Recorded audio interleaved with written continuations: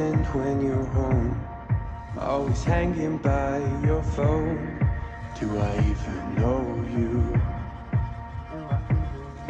And I get paranoid sometimes, 'cause I know that you ain't mine, and I'm lost without you. You still be the one I talk to when I'm sad. Can't you see no tainted love is all we have? Our issues run so deep, now when I try to sleep I feel so bad. I should leave, and by the time it's done I'll be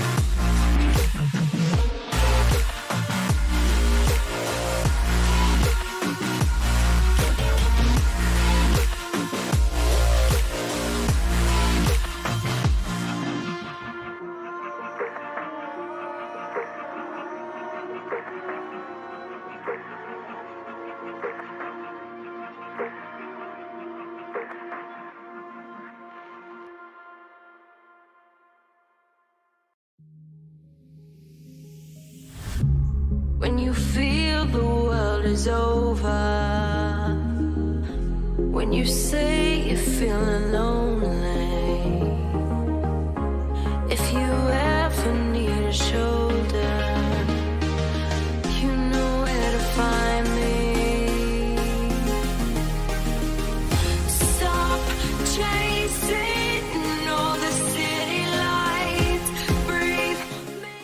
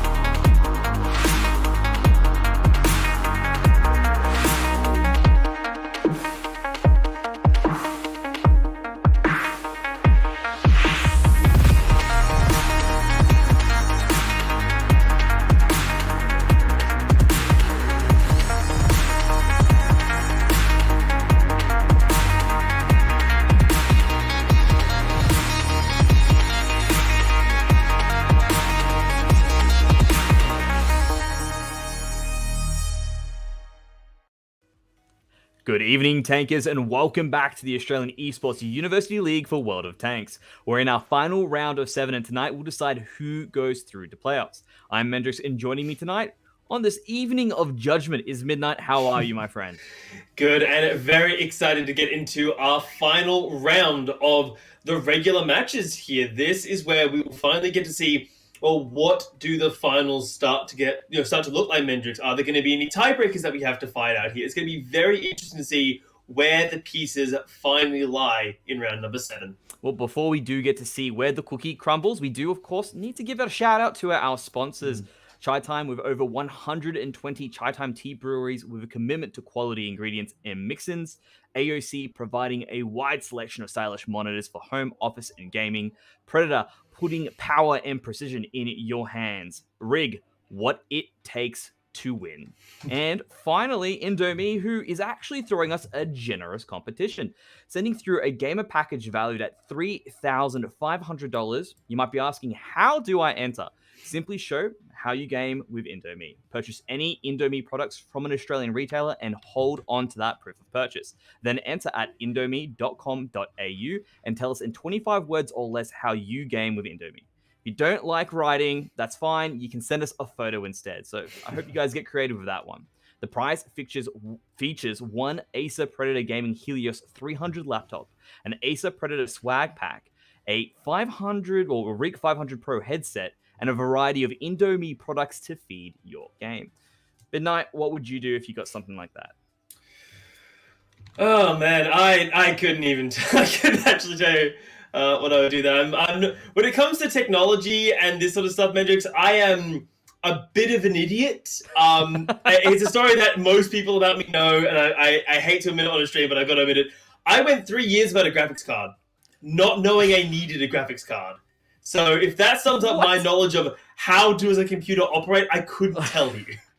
Fair enough. Well, one thing I can let you know is there will be a graphics card in that Helios laptop. Okay, guys? So definitely jump into that competition. Without any further ado, let's jump into it. We're going to have the standings I'm going to bring up now just shortly to let you have a look into that as well, just to see how the competition is shaping up, how it's still going at the moment as well. I believe there is a few things at the moment because we might actually have those tiebreakers you were talking about. And as we can see in first place, we've got University of Queensland, the 7th Army Reserves, hitting up the top with 17 points. In second will be the University of New South Wales, RUKM. And it looks like these guys pretty much are so far ahead right now, they're pretty much guaranteed to make it into those final playoffs. The rest are still up for contention at the moment. The UQ40 guys are still going. UniSA are still trying to make their plays into it as well. A lot is just happening around the mark. And this final round here is really important, not necessarily for first instance, because they are pretty secure here, but the positions underneath them there, you need to get this win, and ideally you would get it without the tiebreaker win because you want to get the most amount of points here. So these matches are particularly important, and we even get these said matches on stream here, Mendrix. It is going to be for this stream, University of South Australia versus the University of Waikato, which is, of course, the NZ Grasshoppers, as you can see on the standing. So it's actually important here that if the Grasshoppers can get some points, it could actually slow down UniSA's potential attack on UQ40. And what's really great about the University of Waikato, yes, guys, I got it right this time. Stop messaging me.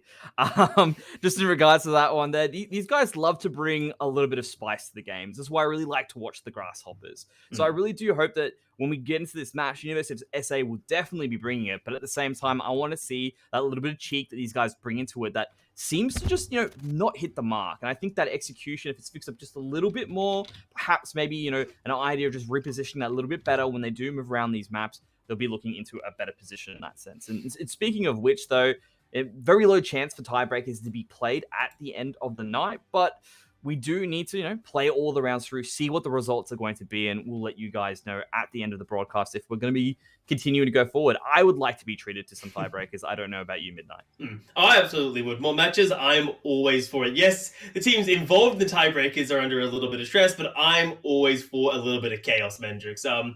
But I think first thing, before we worry about the tiebreakers, sadly, we do have to worry about, I say sadly, our current round, fourth round. Yeah, I said that without thinking, and something else. Why am I saying that's sad? This is awesome.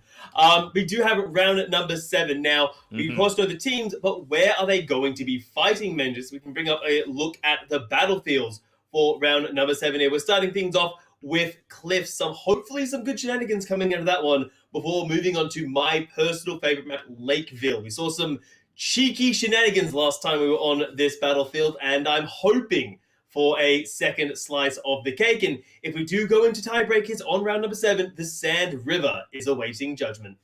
Yeah, I mean, great map to finish on as well. We've seen some pretty exciting stuff there on Sand River if we do get there. But Cliff and Lakeville are always explosive. I mean, with Cliff, typically, it's never about the point.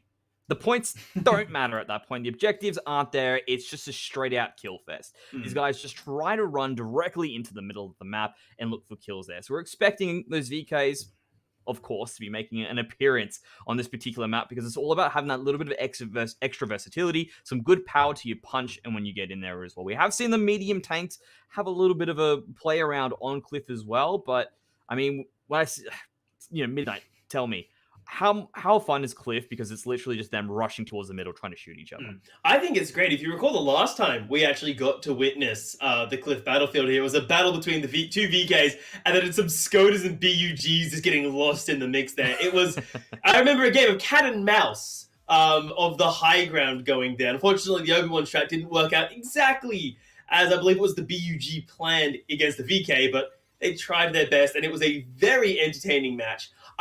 I'm not trying to say I would want that again because it's probably very stressful for the players, but God, is it great entertainment. Absolutely. And speaking of, entertainment or more entertainment to come, Lakeville, always an explosive map as well. I believe it was a very cheeky BUGI that was just chilling out along that main road that overlooks the lake, really using the brush to great effect. Making sure to be in a good position and just landing shot after shot. I believe that was Epic, who was doing such a fantastic job piloting that particular tank. And it is one of those tanks that's a little bit slower than the Skoda. So typically, Skodas have been a bit more preferenced among the teams, but the BUGIs have come into play and they do pack quite a bit of a wallop. They've got pretty high potential damage off the back of it. I believe around that 11,000 mark, which is just shy of about 14,000, I believe, of the VK. So basically, if these two were to come up into a head-to-head fight, they could probably, just go pretty crazy, go ham against each other. Of course, the BUGI has lower HP in comparison to the VK, so you do need to be a bit careful, do need to put yourself in a better position, and make sure you don't get caught out, because if it is a head-to-head fight between those two, we know who's going to come out on top. Yeah, we've seen it already before, Mendrix, and I wonder if we'll see it again here, as, of course, our two teams are more than aware of sort of how you're meant to attack Cliff here. I wonder if we're going to see something a little bit unconventional. I say this quite a few times, but especially for Cliff, if you are the Grasshoppers here, you're entering a matchup where UniSA Australia is kind of already in a bit of a better stance. So do you just do something a little bit unconventional? We talked about how typically on Cliff, we see only typically one VK and then something, the BUGIs or the Skodas or something like that. Do you then try and change things up? Do you bring nothing but VKs, but bring like a medium VK to act as your discount scout or something along those lines? Because from the Grasshoppers we've seen in the past, Mendrix, they can struggle to go toe for toe against their opponents sometimes. So I wouldn't mind something a little bit spicy coming out from them today on our first map. Couldn't agree more with that one, Midnight, as well. The players are still getting ready. We've still got a bit of time before we can jump into it. And just some of the strategies we do like to touch on that the Grasshoppers like to implement is actually opting in for more medium tanks in comparison to the heavies. They do like to bring in their Skodas or the BUGs as well. And what they might even do is throw in a light tank. So there could be a little bit of differences there that might throw into that mix. We have seen them, do on a number of different maps as well. Actually just bring in the fact that they're aiming for the back of the tanks, basically trying to outmaneuver their opponents. And it is nice and dandy, but for some reason, these straight up head-to-head fights really have been driving the meta for this entire competition. And I don't put that lightly. The reason why we've been really calling these VKs or seeing them is they're honestly volume kills. That's my best way to really describe these guys, or really just to make a fun acronym out of what they do. They, of course, also have very good versatility in terms of what that is. That being said, of course, the VK36 model, a bit more of a breakthrough tank, has that higher top range, or actually it has that higher top speed, which does mean that's normally running the charge, protecting the other two VKs from behind. I would like to see, again, a little bit of a differentiation between two, perhaps even bring a few more of those bit more of those breakthrough tanks if possible, purely because it brings a lot of action. I mean, the idea of two tanks driving through the middle of the map, just trying to not really avoid the fire, just get right on through and look for a massive ram to cause that damage is damn exciting. And it is going to be a bit reliant on a scout going forward saying, hey, yeah, you're safe to actually drive through these particular areas. And I also really want these guys to play those mind games. Think about what position on the map do they need to go for? Where have they prepared for in the past? Because we have seen, especially the top teams, really play around those objective points extremely well. Whether it be perhaps, opting in for flanks and things they can do about it. There's just so many ways that the teams and the players can really contribute and provide an amazing. That being said, I think we're ready to go, Midnight. We're jumping in. Sounds like we are, Mendrix. So let's take a look at what things will be transpiring here. Well, we are seeing both teams taking a little bit of what we expect and a little bit of the one potentially oddity is 234 in Ginger's hands. But we've seen the 234 before. It does its job damn well, so it's not too surprising to see the Uni of SA bringing that one to the front lines. Yeah, I actually remember seeing UniSA use that T34 to some pretty some pretty good effect in the first round, I believe it was. These guys basically were able to use it to make pot shots, move around the map, a bit of cat and mouse games against their opponents, and it's been super effective. And I mean, as we can see at the moment, it is going to be UniSA on defense. The Grasshoppers are going to be on attack, and they will be bringing those VKs as expected. A bit of a good mix there, the P and H variants, or the 36 and 30s, which means that Depressed Rabbit will be running around a little bit quicker in comparison to Skelmus. Skelmus, of course, has to deal with the fact that he's got a little bit of a less traverse speed, or dealing with the fact that the terrain at the moment will have a good amount of resistance. Aspect 2G, though, operating on that Skoda, will probably be up in front. As you can see, he's trying to get a good scout off, but I feel like he's moving a bit slow on this uphill, and perhaps could get caught out by Toxic Cheese in the crossfire.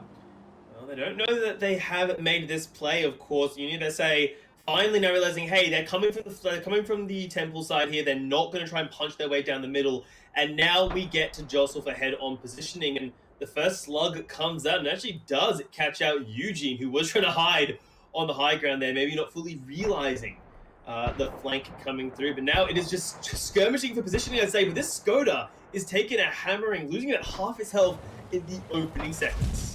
Yeah, and this is really interesting as well, because Eugene was actually not spotted first. It was actually Ginja that was spotted first in the scenario. So for Eugene to be taking most of the shots there is definitely a problem. He's down to a slither of HP as well. The Grasshoppers are on point at the moment, really finding those shots there. So Eugene's dancing back and forth, trying to use the slight rock formation as a bit of cover there as well, and it's providing at least a little bit of survivability for the time being. Your Grasshoppers really wanted to take this one tank out, and they find the shot. Eugene's gone. Yeah, and UniSA look a little bit out of disarray here. Ginger was sort of hanging around the rock formation, and Toxic Cheese looks like he's trying to pin Aspect in place with the positioning that he's got. But now that they've lost their first tank, this Skoda, they're going to have to do something. They're saying, okay, we need to get someone out. Let's try and rush Aspect. Ginger going in for that one, but he cops as bad as he gives, and that's a bit of a problem when you're outnumbered. Yeah, we do, of course, have Depressed Rabbit coming in from behind as well, so Ginja probably about to get pincered here. Toxic Cheese takes an absolute blasting and has literally been brought down to 4 HP, and the shots just keep firing. That's another member for the UniSA off the board. And it's heartbreaking to see a fellow Ginger get run down like this, but as the only surviving member of UniSA, he doesn't have a choice. He's going to get run down in Grasshoppers. What a brilliant first opening salvo from them there, catching out Eugene on the high ground there, and then Eugene just kept trying to poke around, kept trying to fire back, never got the opening, was pinned down by 2, got taken out, and then UniSA were like, oh god, we've lost a member.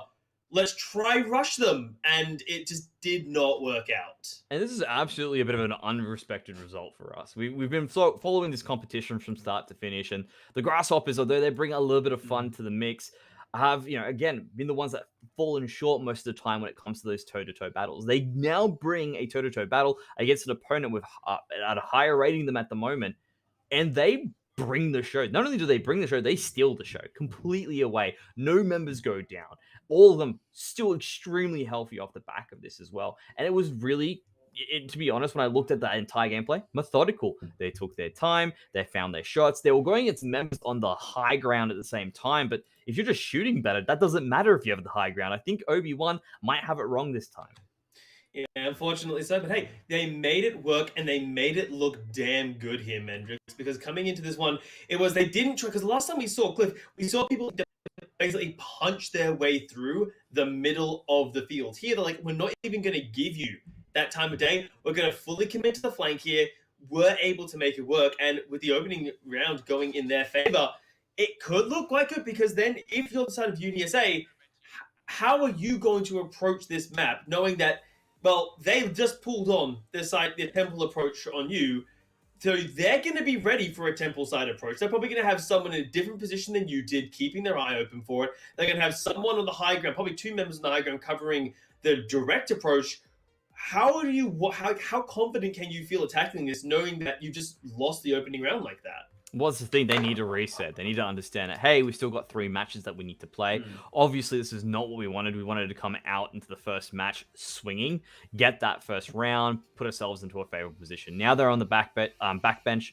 Look, they are a team that is ahead in that rating at the moment. They currently have more points in comparison to the Grasshoppers. So they should still have the capability to do that reset and make it work. Things might have just been a little bit unlucky. Perhaps they weren't expecting Eugene to be taken out so damn quickly, because he literally went down to under 10% HP within the first few shots that came into play there. He was hit, he tried to back away, and then from there, the shots just kept on piling his way. They just sort of divided that. One person isolated, and he had no real defense. They were in fantastic positions in terms of holding the defenses. They were trying to shoot back, but it wasn't really finding the mark, and Grasshoppers take that first win.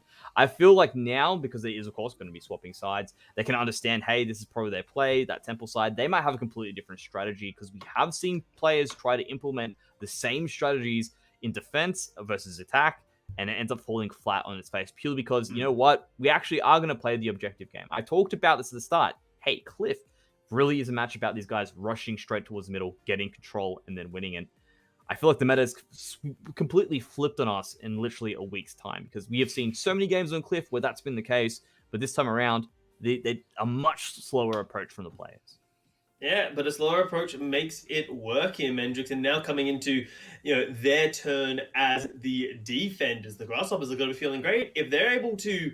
I don't want to jump the gun a little bit, because I know I have a tendency to do that every so often. But if they can get themselves a win here, it'll look brilliant for them as things will work off here. Only one real change coming in from UniSA. They're going to grab themselves a second BK, and a Cromwell will be their third tank of choice. Well, they aren't moving together as a unit. No real split-offs yet. See if they can find perhaps a different way to jump in. I feel like they just want to be right in the middle between 1 and 2 at the moment, just to sort of make sure that they're in a good spot. But as we can see here, we are looking at Toxic Cheese, Ginger, Eugene at the moment as well. They do have a little bit of a differentiation in terms of who's moving forward first. Maybe Eugene on that Cromwell really taking into that full pick. Having a look here now, to come into it, and they're literally going to meet right now. It's going to be immediate action off the bat. Yeah, in fact, UniSA not doing that slow approach that we saw their opponents doing. This time, charging for that center, and it is Eugene on the Cromwell securing the high ground with the 2 VKs of Ginger and Toxic a little bit later, because slower, heavier. They had a bit of a heavier lunch, but they hit pretty damn hard to boot as the opening salvos come through. It is actually person hiding in the backline, Skelmus, who caps the worst end of that one, coming in from Eugene's Cromwell. And the skirmishing, I'd say call it skirmishing. It's probably just a straight up battle at this point, as Ginger and Toxic are battling out against Aspect. Get a good land on them too. Yeah, Skelmus may have been a bit further away, but he was out in the open. But now they're actually just jumping in. They've got 3 tanks. They're managing to jump right here onto the Grasshoppers. And like you said, jumping the gun there, they do lose one of their members, Aspect 2G, off the board already. But they will be trading that one out. Vega will find an extra kill on the back of that. But now he's stuck between a rock and a hard place with 2 tanks in the top end just shooting away and trying to get a ram if possible, to jump in a bit closer, trying to get in behind before Toxic Cheese can find that next shot, but Toxic does find the mark there, isn't going to miss at that point blank range, just moves straight into that rock formation to get a little bit of cover to protect against Skelmus, who might try to look for a reply, but now it's going to be up to Skelmus to bring everything back here, just hold the line here. Of course, being on defense doesn't mean he can just sit back, wait for them to make those moves and perhaps catch them off guard. They have been bruised up a little bit, but they still have a lot more health in that combination. Yeah, but the problem with Skelmus is we saw him trying to kill Eugene when Eugene was flanking his teammates, but just couldn't land the shots. Now, he's stuck in a predicament where if he moves out from under this house, he can basically expect Eugene to slam into it, but we're seeing Cheese not really interested in waiting this time, doesn't even wait for his teammate, in fact, to arrive as a backup. Trading blows, but now with Eugene coming Skelmus, this is a bit of a disaster. The VK's plating in the back isn't the best. It's just getting slammed up. There is nothing Skelmus can do here, not even able to take Toxic Cheese down in a 1-for-1 trade. Yeah, and what is Skelmus supposed to do there, right? You have Toxic Cheese coming in first. All right, cool. I'm going to make sure I'm facing Toxic. That way he can't shoot me from behind. And, well, Eugene goes, well, no worries. If you're going to be facing him, I'm going to be free to come in from behind and do my pincer damage. And so that was just pretty textbook finish coming across here from UniSA to win one back, make it a 1-1. But this is definitely shaping up to be a pretty even competition between the two of them. So I'm really excited to see if this does go all the way to those tiebreakers. Looking at the damage across the board here, we can see it was pretty much a good play around from all the members there. As you can see there, a lot of them doing a good amount of damage. Eugene doing a good chunk of 1,667 on that Cromwell. So really piloting that one very well and playing around the teammates appropriately. Yeah, and part of that was the fact that Eugene managed to get that high ground so early on. Hell, he got there before his opponent's Skoda. Took control of the high ground there, allowed his 2 VKs to come in from the left-hand side approach, and suddenly you had both members of the Grasshoppers stuck basically in a barrel where if they try and charge towards their opponent, Eugene is shooting them in the back. If they try and rush Eugene, 2 VKs are going to be shooting you in the back, and that is more of a death sentence than, Eugene getting a couple free shots into you. So they had to try and hold their ground, but unfortunately, there's a reason why flanking is so effective. You can't look both ways at once. It's like crossing a street.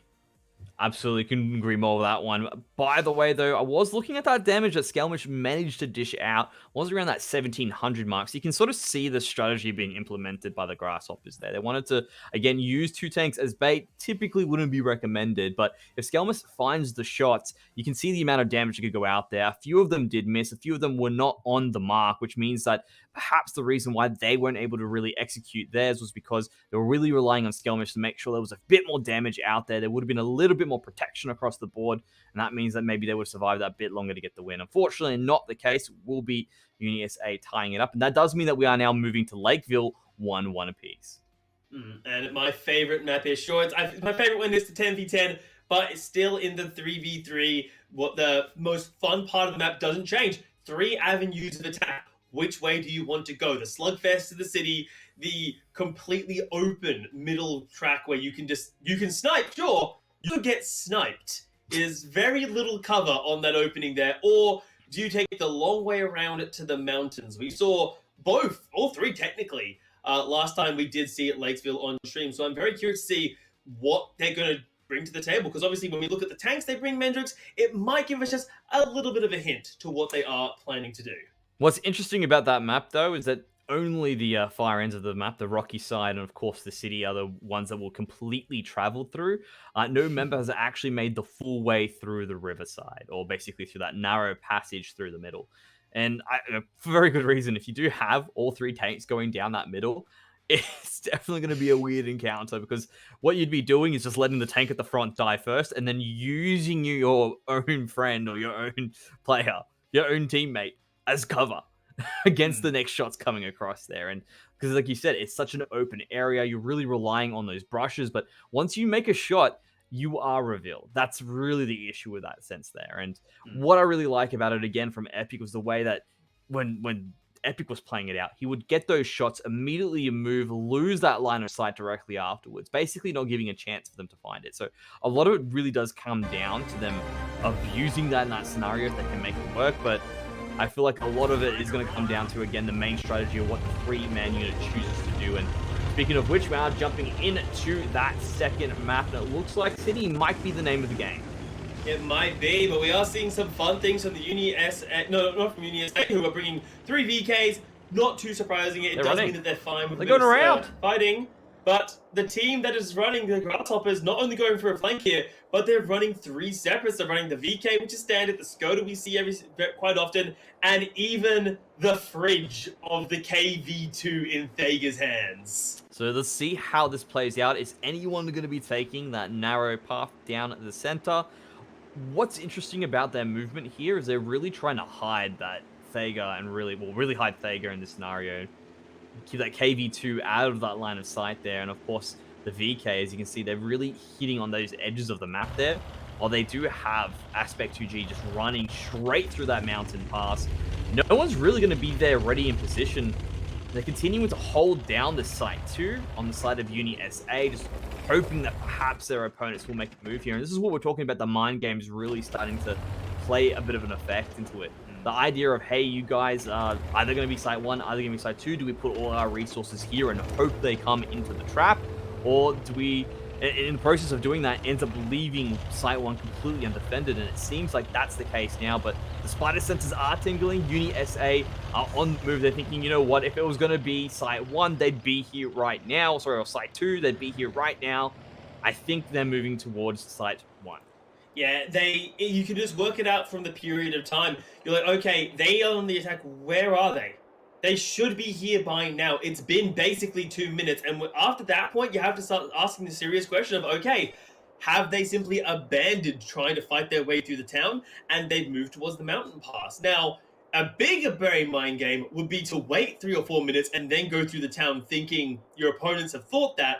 But in this case, not only has the move from UniSA mostly worked, it has been caught out here. And actually, UniSA will be able to get time as the Grasshoppers, they're waiting at the canyon side. This is like where you try go if you think you're being contested here. Although they might just be waiting for the fridge to eventually join them.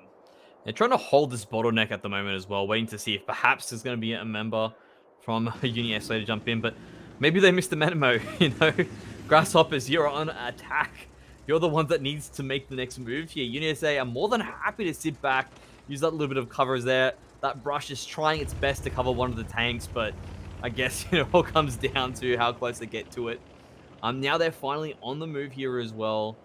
And they are going to be able to just hold their position for the time being. But here's the ultimate mind game. What if you come in late down this pass so that people think you're going back through late through the city? So then they're repositioned back at City. There is some 5-dimensional chess being played right now, if that was the case, Mendrix. Awesome as it would be, it is the Grasshoppers finally making their move onto position 1 now. Eugene on that VK is the closest, but we'll have to see no one has been spotted yet. So there is going to be no opening volleys. It is purely the waiting game of when do the Grasshoppers show themselves, because they want to be in proper firing positions to protect. I assume it's going to be Depressed Rabbit who will be securing that. Never mind, the first log has been fired and slams into Aspect.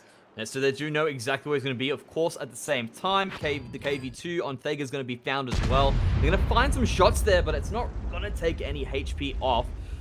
And as you can see there, nice big shot comes through. Doesn't do any damage, unfortunately, there. So now Thega's going to retreat a little bit, waiting back for that reload time to kick into play. Still has a couple seconds before that next shot can come in and takes a bit of damage for that trouble. But they are beginning to position themselves onto the point here as well. And now the timer is starting to count down. Yeah, and Thega is... I quite like that Thega isn't... Oh, well, I said wasn't capturing the position, because Toxic does get some good positions over there to try and snipe him. He is still in vision.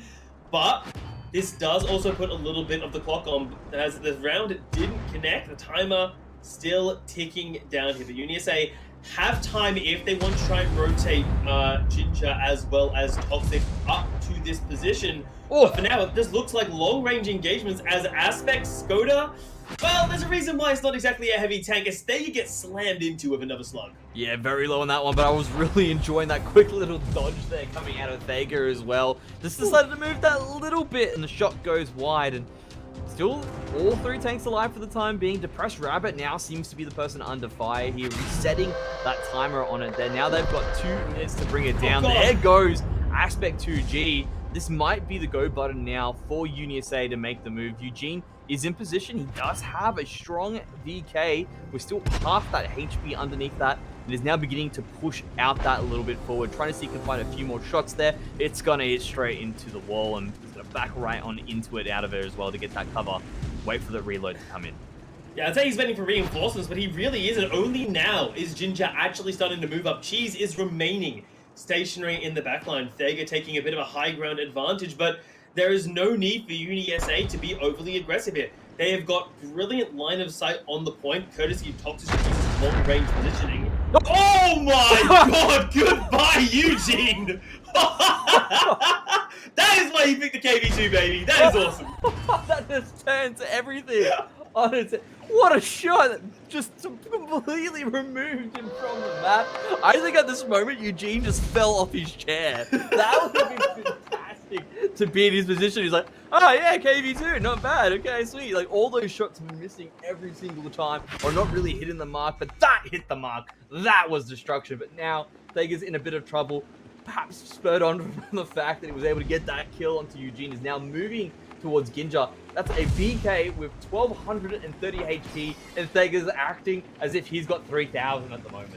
Yeah, well, they've got you. They're running out of time here, as they will lose Thega, not able to get a return slug off here. And Depressed Rabbit's in a no-win situation. He's going to have to try and rush this. He's got 20 seconds to kill 2 tanks because he's not securing the objective. In fact, I don't think he's doing anything here, Mendrix. He's just getting slammed into.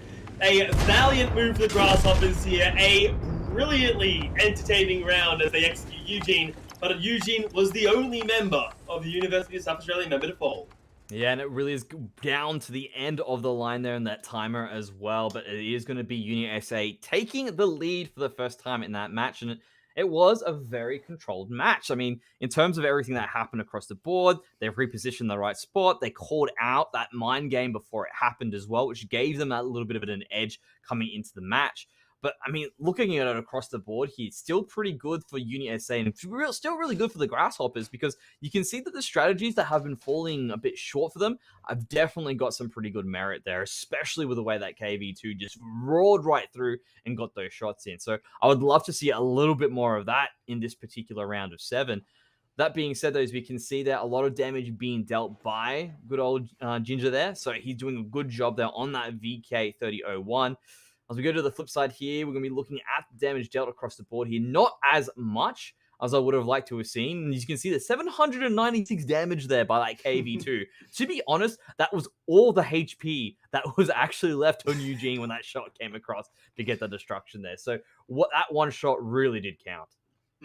And they were, again, you get that 1 kill. And the idea that came forward here for Grasshoppers, I think, was a really solid one there. They went for the flank, but the problem was, they were not expecting, they were maybe expecting the contest from Eugene. That was, that's not exactly hard to work out. The problem was the long-range bombardment coming in from their 2 opponents there. They didn't even see Toxic, and I don't think they saw Toxic at all that round. He was so far away sniping at them.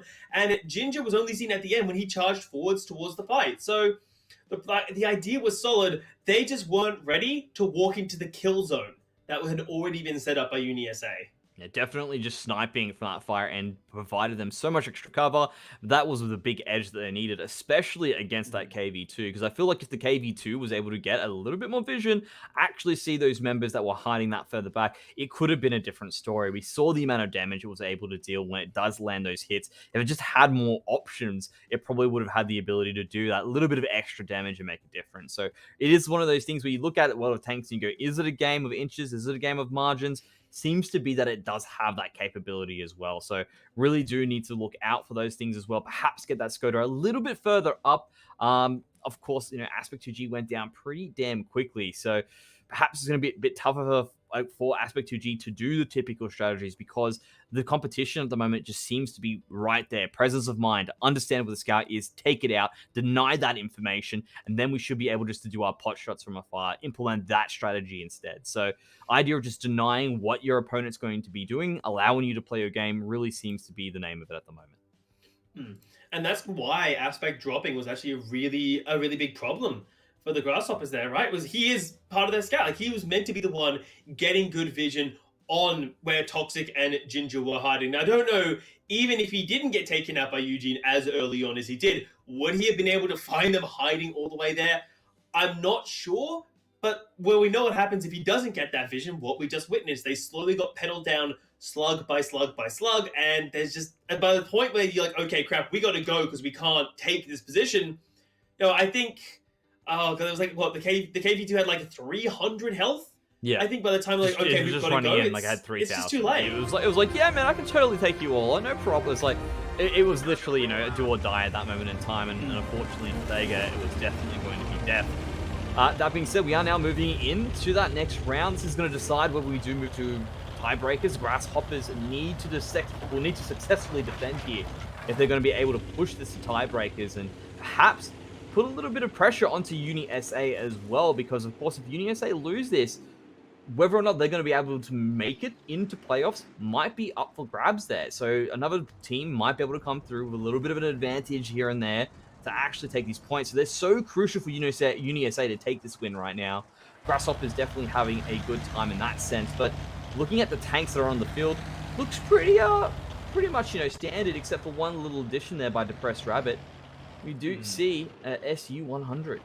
Yeah, but this isn't the first time we've seen an SU-100 on this map. Hell, I believe this was the exact time we saw last time with a BUGI in the hands of Epic. Instead, it is Eugene Skoda. But Rabbit was ready for the flank of one member. He was not ready for Ginger and Toxic to get a slug onto him too. But, well, at least for now, the Grasshoppers have relatively traded even. And the big thing here as well is they understand already where one of the members are. I think Eugene is in a bit of trouble because, like you said, it's a wide open area. Once it's known that you're there, you can just position your tanks a little bit further up. And if Eugene decides to try and get in and get back into support for the rest of his team there, get back to Ginger, get back to Toxic, will basically be shot out immediately by Depressed Rabbit. Now, Depressed Rabbit does take a little bit of extra damage for the trouble there, down to 309 HP, but is still going to be playing that support tank. Good damage comes on through there as long as that SU-100 remains protected, can really allow the rest of these tanks to move around the map. Now look what we're having here, Mendrix. This is quite fun. The UniSA members are sort of boxed in. Toxic and Ginger can't really go anywhere. Skelmus is covering their retreat. Thega was covering their advance. He has been forced to take cover because of Eugene sniping, but Eugene sitting at 75 HP, Rabbit having 309 has definitely come out the winner of that one as they're charging forwards here into battle. But Thega, he's been rocking a hard place, and all of them spell death. Yeah, Ginger's on fire as well at the moment, so he's trying to get across here, but they're just moving into it. They seem to have their eyes set on Thega as well, but you know what? It is not literally going to be a one-on-one for these tanks as well. Toxic Cheese is trying to get in. He's blocking a bit of the damage that could be going on to Thega right now. But now it is literally going to be a slugfest between the two of these. Thega's on a slither of Push him into the river! Continuing to find shots. It doesn't land it! Does he get him in though? Push him! Come on, Thega! You've got this, buddy! Keep pushing him into the river! You've got 62 health! No! Eugene denies the swimming Toxic Cheese, which would have been awesome. But now this spells a disaster for UniSA as Toxic getting slammed down. 154 health combined. 75. Well, never mind. Only 75 left on the member of Eugene, as the sniping has been good from this Skoda, but it just has not been able to secure the kills. And now, I'd say there's nowhere to run, but apparently, yeah, he's had enough already. There's nowhere to run, especially when Skelmus is on the mark there. That shot just came through, decisive, knew it was going to land the mark there, and was able to tie up this game. We're going to tiebreakers. This is the second time in the competition. We've had 4 weeks that we've been playing, and we've only ever seen one tiebreaker. So this is really exciting, because I really think at the moment UniSA will be feeling that pressure. Grasshoppers, University Waikato, they're happy to play on through. They're down on that mark there. I don't think they'll be able to actually make it into the playoffs here. So they have nothing to lose, and that means they seem to be playing just like they've got that little bit of an edge. Yeah, I mean, that's that saying, right? You got nothing to lose, but everything to gain there. You start focusing on winning, and if you're trying to defend, well, you're maybe less focusing on winning, focusing on not losing. And 9 times out of 10, at least if movies are to believe, if you focus on winning, you do just that. What we'll find out is obviously that means we will be going to our tiebreaker battlefield, Sand River, Mendrix. And I must say, we have seen some of the most fun tank combinations on that battlefield there. I'm thinking specifically, the N44 has shown up twice. Now, admittedly, very different styles of games, where I think one of them was already like they were 3-0 up, and they're like, all right, let's just have I think they were 3-0 down, actually. And they're like, all right, let's bring out the M44. I'm not so certain we're going to get it for our tiebreaker map, unfortunately. I'd like to see it, though. It would be good, but I agree with you. I don't think we're going to see an M44 this time around. It's going to be something a little bit more standard across the board. We have seen on that map, though, 3 VKs charging in unison, which is pretty damn fun as well. That seems to be the go when you're on defense.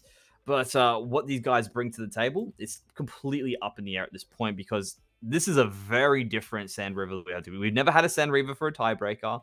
The other thing as well is that for UniSA, this is, again, for them to actually make the playoffs here. So really crucial that they do get this win.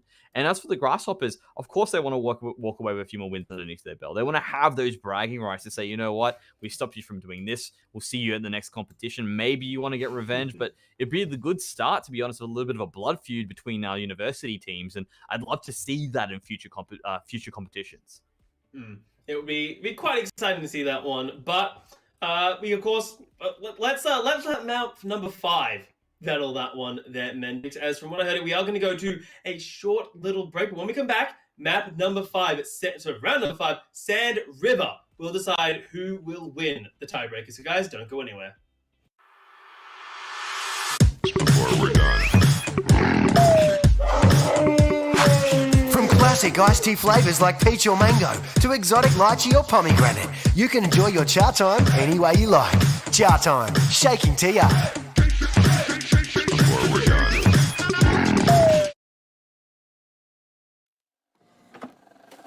I just can't let you go. Lord knows that I've tried to. You said I was the only one. No one likes being lied to. You made this mess and left me with the pieces. Now I wanna burn all the bridges between us. I can't focus, I can't forget. I've been thinking too much lately. I just need to clear my head. I just need to clear my head.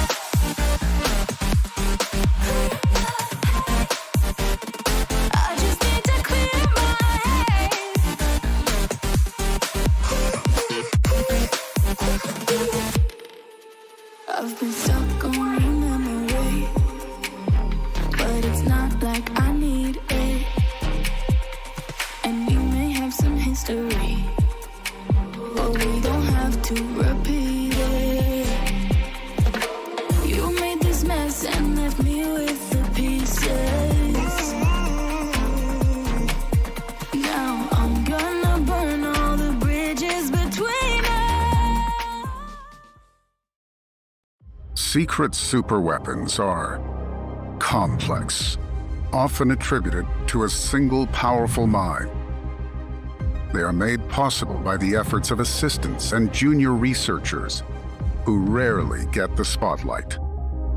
Like Ermelinda Jung, a talented physicist with a spark for all things electromagnetic. Despite being young, Ermelinda contributed heavily to a classified high-tech tank project. But along with that, Miss Jung developed automated sentries for that large-scale vehicle. She even conducted performance testing of the units while piloting various tanks.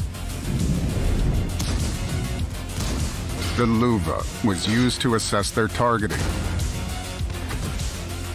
and the T-92 to check their pathfinding. The Sentry's performance was optimized, and so was Ermelinda's. A brilliant young scientist became an aspiring tank commander. Make Ermelinda Jung fight on your side. Pick up the September drop from Prime Gaming. High voltage. Along with the Magnetic Commander, it offers you a choice of 2 out of 6 items. Chocolate, 5 missions for ×5 experience when victorious, and 4 rental tanks, including the Luva and the T-92. You're also entitled to the fully charged decal, the Spark of Genius medal, a day of premium account, and more missions for ×5 experience. Acquire the high voltage package by clicking on the dedicated World of Tanks Prime Gaming page. Link your Amazon and World of Tanks accounts. Proceed by clicking the Allow button and redeem the offer. If you did all that while in the game, just exit and log in again to get all the great stuff. Visit the official site for additional information. Claim high voltage to honor the unsung heroines of engineering and all junior specialists doing their job well, and also some of their superiors' job. See you in battle, Commander.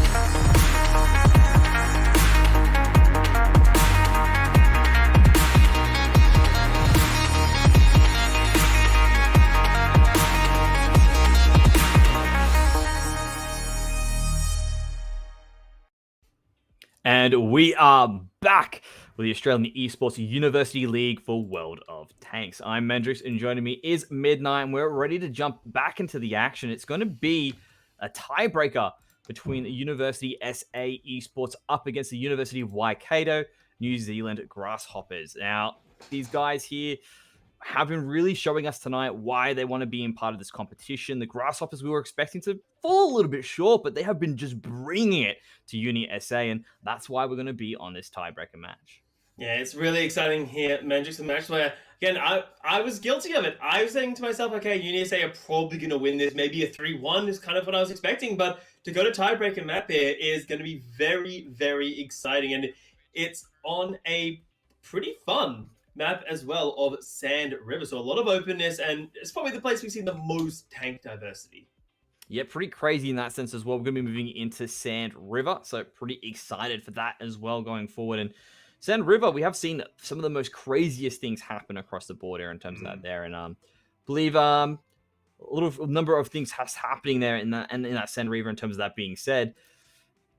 I'm trying to figure out right now, the last time we saw the M44, that was the tank that came to mind in that sense there. So pretty excited with that being said there. And without any further ado, we're jumping into the match. Yeah, sadly no M44 here, but it will be pretty standard VKs, Cromwells, and Skoders coming through here. So nothing too outside of the ordinary here. It's basically all within expectations.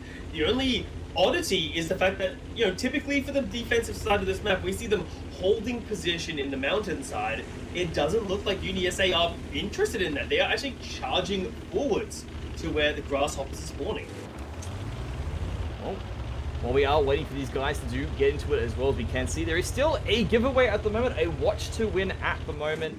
So make sure that you do type into it. The Uni Tank is the code that you need to throw out there for a chance to win in the chat. Get yourself 500 gold and AC1 Sentinel. And never mind, the shots are happening. Yeah, Aspect pokes around the hills and like, okay, what's going on, guys? And get slammed for it because, again, so typically you do not see the defense actively come out to the middle of the field here. Typically they're either hiding in the mountains or just hanging out in those weird trains that we often see. But instead, UniSA change up their positioning here, and Grasshoppers, they're still going to go for the standard play of pushing into the mountains here. They might try and use that to secure themselves a flank, but their scouting Skoda has already taken a slug. And oh no! I think that was meant for Thega, yet Aspect catches that one to boot. And that's the crazy thing as well. You can see that Thega was trying to sort of give that cover as well, and not the intended shot that they wanted, but definitely to the desired effect, with Aspect 2G going down to 203 HP. He's now trying to make a bit of a move around on the side here as well on the cliffs. Is trying to decide, do I keep moving around and possibly leave my teammates in a little bit of a tough situation, because they are 3 tanks strong at the moment, right out in the open. They do have a little bit of extra cover from the terrain here, but they're the ones shooting, they're the ones putting out the damage, and that seems to be the best defense here. Is a really good offense, says UniSA. Yeah, well, so far Thega's taking a hammering, and Thega's actually charging forwards with Skelmus. Is he charging forwards? It's hard to tell from this angle. He's actually trying to hide around, but Aspect, I know what he's trying to do. He's trying to scout, but you just saw all 3 tanks. You know that Eugene is positioned there. Finally, he gets the move, but he's got to be quick about it, because, yeah, on that 200 health, even Eugene's Cromwell could punch him and cut him down to size. Definitely a scary moment now for the Grasshoppers, who are definitely feeling the pinch here. Down 900 HP across the board on all tanks, and Eugene on that Cromwell smells blood, is actually moving in to see if he can intercept what's going to be Aspect 2G on that Skoda. Jumps in, knows he's there. He's within that 50 meters range. He's jumping in, goes for the first shot. Isn't going to be enough to actually kill him on the side there, but wow, that Cromwell, Eugene just comes in and cleans house, and now is looking for the flank. Yeah, and now these 2 VKs, they gotta go. They gotta push their way down the middle. The problem is that Thega is sitting on 500 health, but they're also actually getting hit by the flanking Cromwell as well. That's a disaster, because in a 3v2, you've got to try and rush and get away from the member advantage that the opposing team have got. But Thega's basically out of the fight already, and the health between these 2 VKs of Ginger and Toxic Cheese just eclipse what Skelmus and Thega have to play with here. They have done a bit of a ring around here. They still managed to keep Thega alive.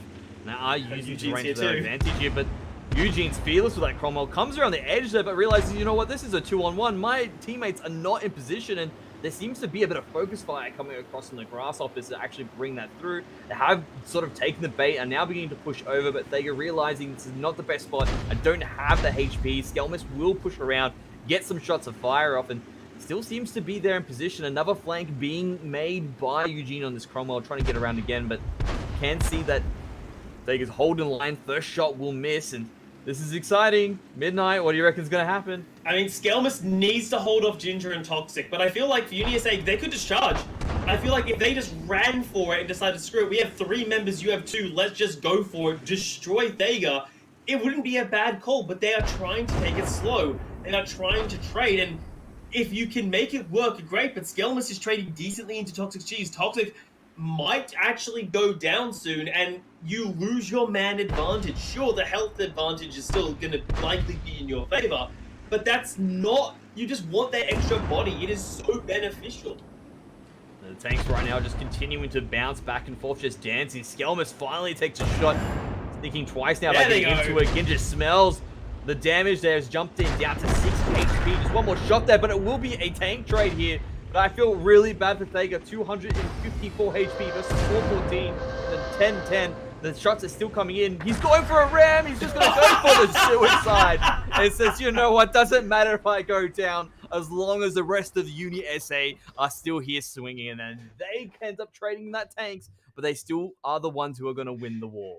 Eugene was ready. How about you? As he takes him down with the final ram. But what a way for that to end. And the most heartbreaking thing there for the Grasshoppers is the fact that the first member they lost, Aspect, dropped in the blink of an eye after taking 2 slugs that dropped him to 200 health. The first slug, yeah, sure, he wasn't ready for it. The second looked like it wasn't even meant for him. And suddenly he's like, okay, crap, I'm going to go for some elaborate flank. It didn't work out. And that put the members of SA just in an indomitable position. Yeah, extremely well read by SA as well. Really, you know what? Probably looking for the flank, trying to get through these cliffs here. Eugene, go handle it. And handle it, Eugene did. Came around, was able to get that tank off the board here, which meant that when it did come towards that firefight, they were able to just slowly wear away at the remaining members of the Grasshoppers. And Eugene there coming in for that final finish there with a ram. Definitely a good way to end that tiebreaker there. You can see a lot of damage being dealt across the board for most of these players here in the teams there. The tanks were taken down. There was only one tank standing at the very end. And that is going to be Ginja sitting on that. But Ginja also did the fair share, and to be honest, the lion's share of that damage as well. 1,632, which means Ginja was well and truly on point that game. Yeah, it made it work quite nicely there. And of course, again, while Ginger did do a lot of work here, I feel like one of the most important aspects is the fact that Eugene was able to take down his opposing scout, because suddenly, again, 2v3, we've seen time and time again, the moment you're the 2 in a 2 versus 3 Mendrix, you've got to go into discount panic mode of, oh god, we now need to go. Because if you try to play the slow game and you're outnumbered, unfortunately, you can just get pulled apart, as we saw there. They get spent most of that last, in skirmish, fending off the Cromwell, as opposed to helping his teammate try fight 2 VKs and 2 versus 1. So the idea was solid, but unfortunately, the fact that they just lost one member so early on made it a very difficult mountain to climb. It was a very entertaining match at the end of the day, but the big thing we have to look at here is the consequences, right? UniSA really needed that win. This puts them in a really favorable position to make sure that perhaps they can escape tiebreakers and just qualify for playoffs.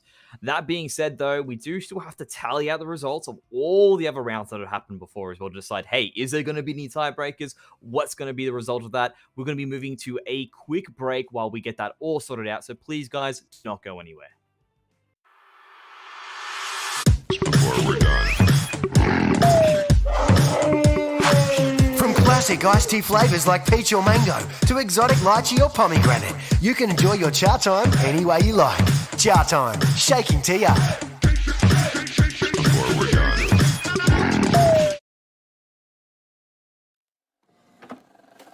I just can't let you go.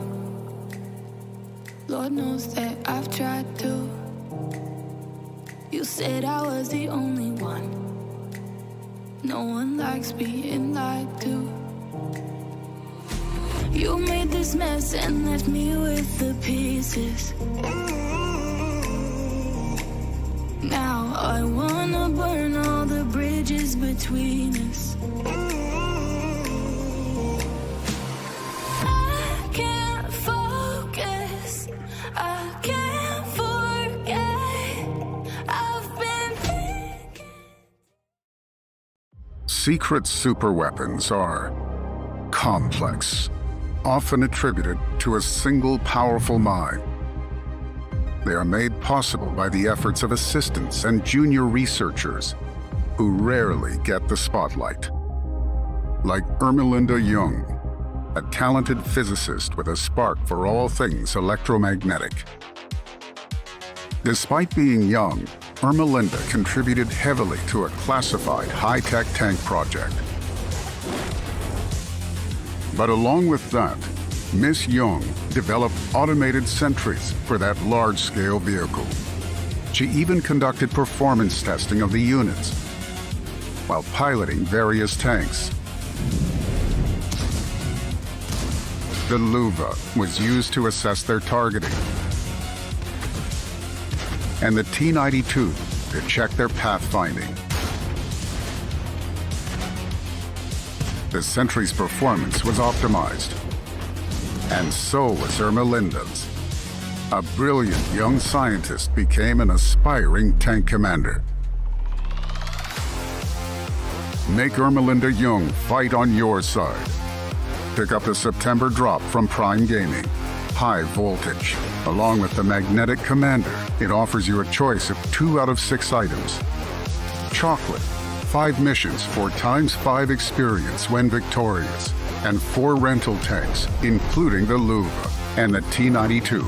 You're also entitled to the fully charged decal, the Spark of Genius medal, a day of premium account, and more missions for ×5 experience. Acquire the high voltage package by clicking on the dedicated World of Tanks Prime Gaming page. Link your Amazon and World of Tanks accounts.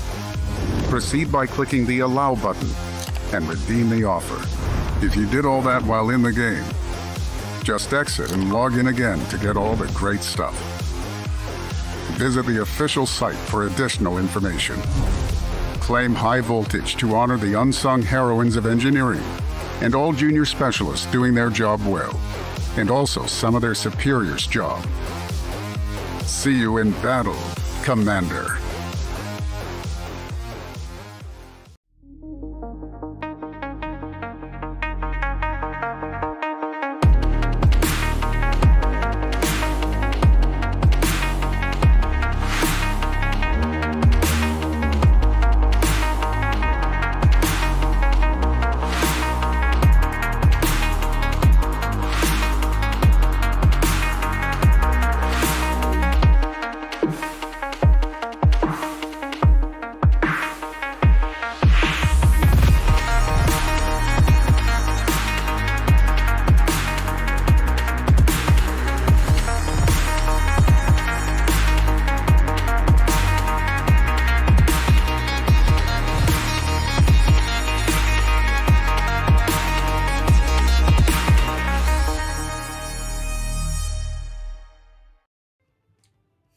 Welcome back to the Australian Esports University League for World of Tanks. Well, the results are in. Admin has tallied everything up, and I can let you know that it is, of course, the University of New South Wales, RUKM, in first place that has qualified, or our first qualification, followed by the University of Queensland, 7th Army Reserves in second. University of Queensland, 40 win rate, or WR8 in third. And to close off that playoffs position, the University of Wollongong, AU Esports, has come in and clinched it out at the very end. So congratulations to our teams there. Big thank you to all the other teams as well who have competed throughout. You guys have given us a fantastic show. Midnight, what are your thoughts on these qualifying teams here? Well, I mean, some of the teams aren't too surprising. UNSW and the UQs have always shown quite strong performances, so I'm not too surprised to see those three teams up in there. The oddball, I think, is actually, and this is going to sound a bit rude, but the University of Wollongong, I wasn't really expecting that. I was thinking this is a team that might struggle a bit to get into that top four, where it might fall behind, but they're going to, I'm not going to say big kids table, but I feel like they are probably looking up at their opponents of UQ and UNSW like, how are we going to grab you by the ankles and drag you down? Look, I know there's not supposed to be any caster bias here, Midnight, but I'm definitely a little bit biased towards the University of Wollongong there, okay? It is my university after all, so completely understand that. Pretty happy that these guys do manage to come in, like you said, towards that big kids table as well, so pretty big congratulations for them there, and of course, still to the rest of the other teams. Before we do go to our final thoughts, though, I do want to shout out the sponsors, because of course, without them, this would not be possible. Chatime, with over 120 tea breweries with a commitment to quality ingredients and mix-ins. AOC, providing a wide selection of stylish monitors for home, office, or gaming. Predator, putting power and precision in your hands. Rig, what it takes to win. And of course, the competition being thrown out by Indomie, who's generously throwing that $3,500 value package, gamer package, really. And how do you answer? Simply show how you game with Indomie. Purchase any Indomie product from an Australian retailer, hold on to that proof of purchase, and then go to indomie.com.au and tell us in 25 words or less, how you game with Indomie. And if you don't like writing an essay, if you don't like that, send us a photo, guys. Get creative. We'll take that as well. Just to let you know what's going to be available in that pack: an Acer Predator Gaming Helios 300 laptop, a Rig 500 Pro headset, and a variety of Indomie products to feed your game. So, guys, make sure that you jump in and take advantage of that generous offer. Midnight, any final thoughts before we close it out today? Beyond what I've said about, excited for these final four teams here, Mendrix, is perhaps the obvious question of how we got, when do we find out when these teams play? Well, look, relax, okay? It's Sorry, going to I got too excited. Look, the playoffs will be happening all of next week, okay? That's when the final stage of competitions. Okay, and I was literally going to be in my closing line. Okay, Dun, dun, so you dun. sort of just took it away from me a little bit there. Just that's okay. That's fine. So yeah, at 7:15 Australian Eastern Daylight Time, we'll be back with the final stages of the competition. But before we do go, a massive thank you to War Gaming Sydney. Guys, without you, this would not be possible as well. You've been a massive help to the admin team. Thank you so much for helping us put this on as well. So guys, with that being said, we'll be back next week, same time, same place. Be there.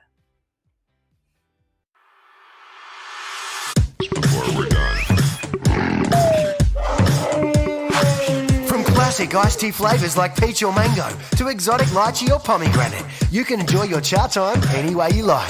Cha time, shaking tea up.